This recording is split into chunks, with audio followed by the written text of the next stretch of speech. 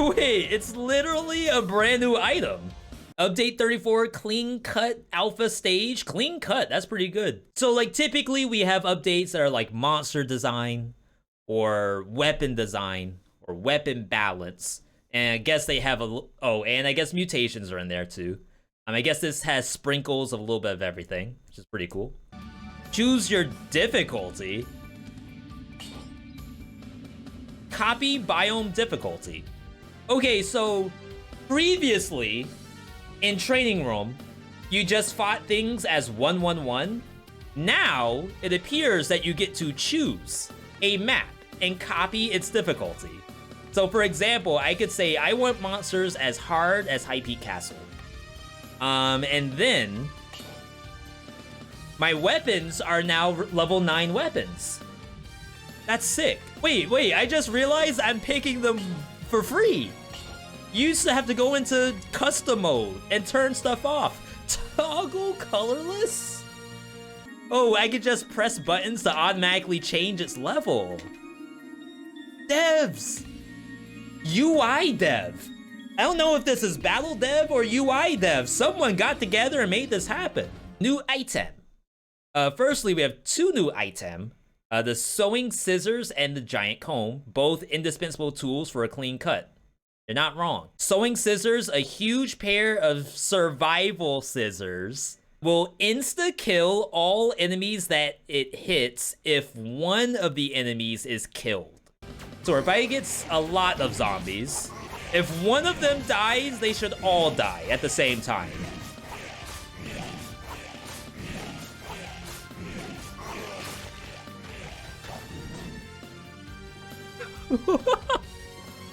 They actually made the little snips. Out of everything I expected to happen there, they included snipping the monster in half. Really? Yeah, there's no audio. Again, it's just alpha, but that is extremely interesting. So I'm assuming that means, let's say you have a bat and a gold gorger. If this thing is like the bank killer, that's huge. Giant comb, a brutality weapon. Ah, I think we need more brutality weapons.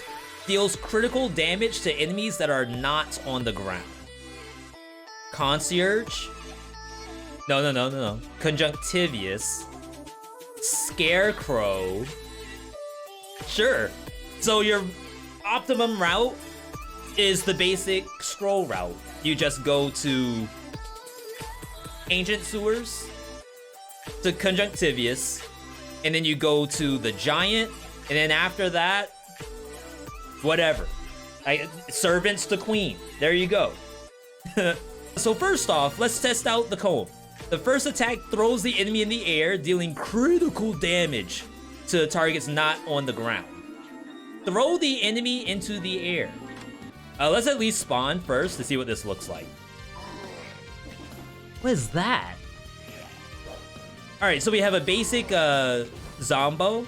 First attack. Launcher. Devil May Cry style. That is extremely new. So every first attack is a launcher. And if you do like enough damage, the monster will just die in the air. What is this thing? Wait, we have a literal training dummy now? Wait, there's a DPS number in the bottom of the corner. Did you all see that? Look at my stats. DPS average, highest total. Wait, the number's not actually there. Oh, they're teasing us. All right, I mean, to be fair, it's an alpha. I'm sure that's a work in progress, but that, honestly, we can finally tell what does more damage. New mode. Finally, we have a brand new speedrun mode. Board? With an in-game time tracking for speedrunners, or anyone else who wants to know how much time they spent trying to make Hand of the King and failing. Play speedrun interface. Speedrun mode. Are you sure you want to start a speedrun? This will automatically turn certain settings on or off. What did it do? Alright, so first off, devs, if you look at my malaise meter, my malaise is already going up, which is tied to the in-game timer. We know that has always been a thing, but do we necessarily need 5BC speedrun mode to have automatic malaise generation? I feel like the answer is no, but I'm just throwing it out there. Oh, I really like this icon. That's really cool. Speedrun. So I want to know what this looks like once we get through the biome. Give me one of these.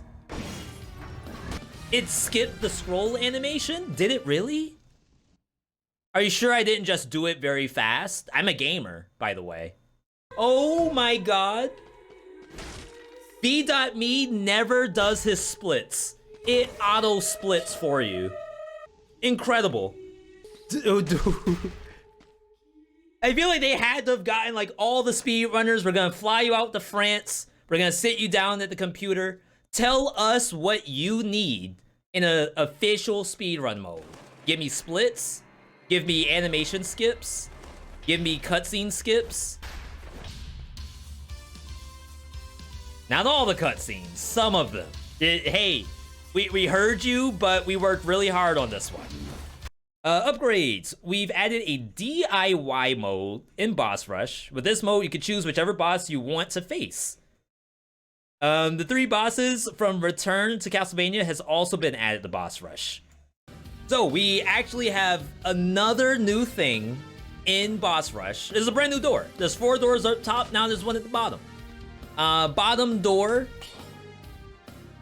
you actually get to spawn the boss and fight whoever you want. So I could be like, oh, you hit the thing twice. And look, there's 4 in each. They put basic death. Oh my god, I can choose more than one? I can just, oh my god, albedo. That's sick. Oh wow. Select all. That's horrifying. Do you wish to start a boss rush run with the current content? I do. He do be contentin' though. Death.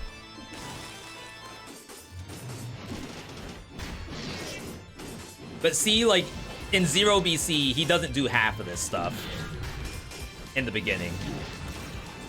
Nice hit. I'm just gonna die. He's gonna get 6 orbs and kill me. So yeah, I would say death looks basically the same, except getting 6 doohickeys. Which isn't nothing. That means that if you get hit 3 times by the scythe, you auto lose.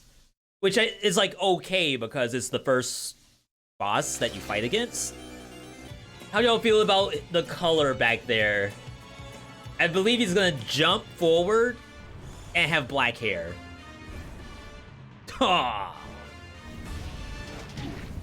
Wait. That's unparryable? I could just dodge roll, right? Okay, so you can dodge roll. It's not returnal. That's clean. I gotta heal at some point. Okay, bats are the same.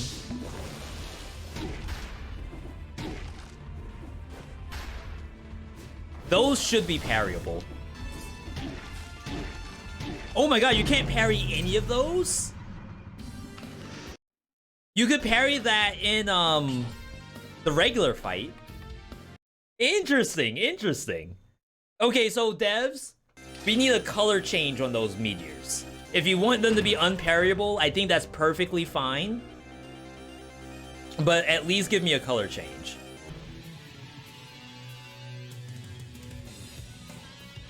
Albedo. What's the name of the demon in Overlord? The main character, the skeleton? It is a skeleton, I think. That's pretty cool.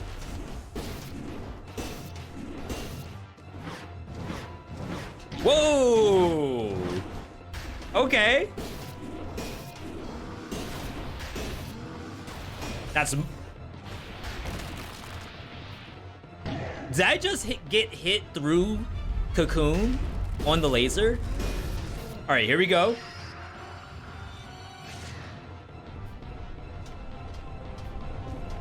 Looks about the same. Oh, the pattern change! I wasn't ready for that. Wow. That was hugely entertaining. I really enjoyed that one. Mutations, combo. There's a true Devil May Cry combo meter now. The mutation has been changed to enable a damage increase with every melee hit in a 2.5 second window, refreshes on every hit, scales exponentially, go crazy. Continues your combo, increasing your damage dealt. The combo expires after 2.5 seconds or if you take damage. Like, if I'm gonna have to have some gigantic number over my head, that's gonna be kind of awkward, I feel.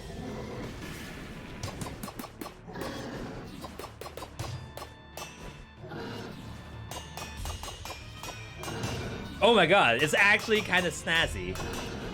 The size is a little off, I think. Would you all want that bigger or no? Even with like a little animation, I do kind of wish the numbers were bigger. I want it like Guilty Gear Strive size. I want my entire right-hand side of the screen just a giant 4. Looking at Trident.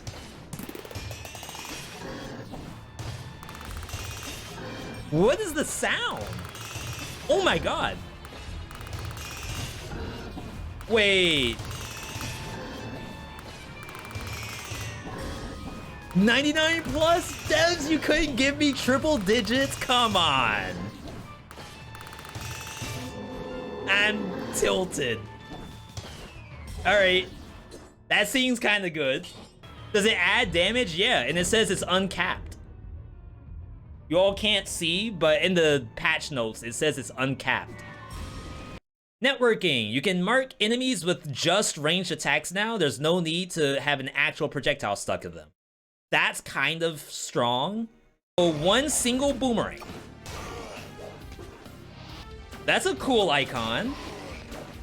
Oh my god. Wait, that makes Boomerang so good. Because now, like, everyone inside of it gets hurt. And if you look at it, the mark is 35%. I'm at 1 tactics. 35% damage for 1 tactics. That's a big number. I'm not even up there yet. And it's just hitting everything. I don't know who I'm hitting anymore. Yeah, they did buff Star Fury, so now it does 2 bullets instead of 1.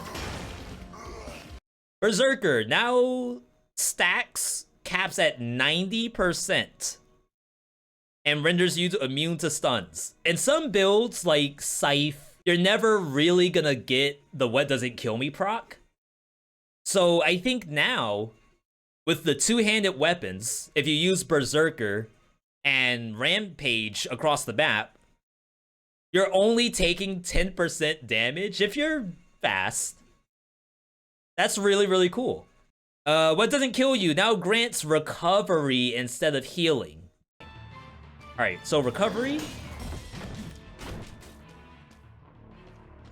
It's still good, and it no longer has its cooldown. The fact that they removed the cooldown from it is already probably OP. I mean, but to be fair, would someone realistically carry the boss to death just to get all their health back? No, right?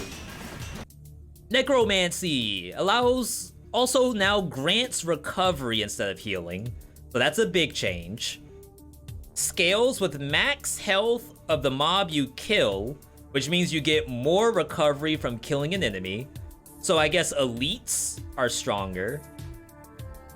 The cap of up to 50% HP has been removed, but less effective at higher HP.